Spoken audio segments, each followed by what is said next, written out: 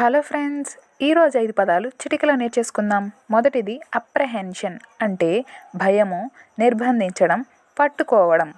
For example, చాలామంది పిల్లలు తప్పిపోయారు. So వాళ్ళ పేరెంట్స్ భయపడతారు కదా. సో దాన్ని ఏమంటారు?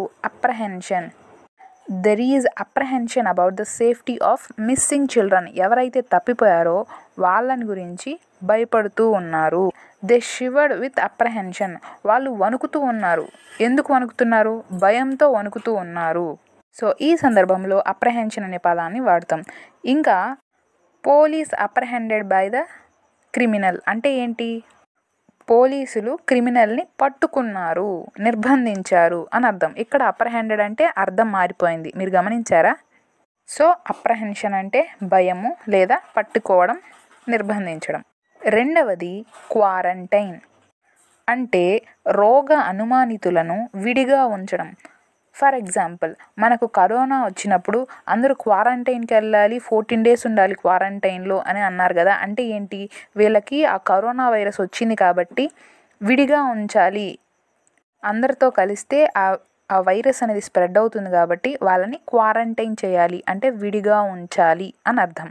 మూడవది ఇంటిగ్రేషన్ అంటే సమైక్యత, ఏకీకరణ, అందరూ కలిసి ఉండాలనే భావన, కలిసిమెలిసి ఉండడం అని అంటారు కదా. సో దాన్ని ఇంటిగ్రేషన్ అని అంటారు.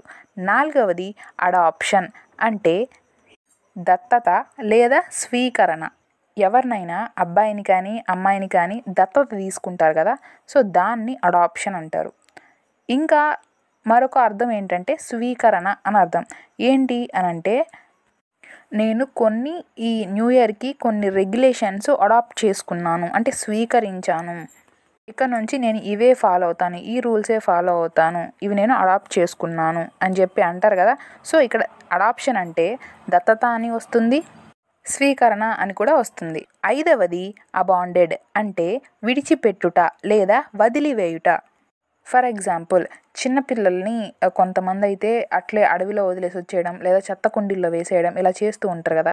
సో అలాంటి వాటిని అబాండెడ్, విడిచిపెట్టడం, వదిలివేయడం. ఇంకొక ఎగ్జాంపుల్ కూడా చెప్పాలి అని అంటే, that house was abandoned years ago అంటే చాలా సంవత్సరాల నుంచి ఆ ఇల్లుని ఎవరో వదిలిపెట్టేశారు.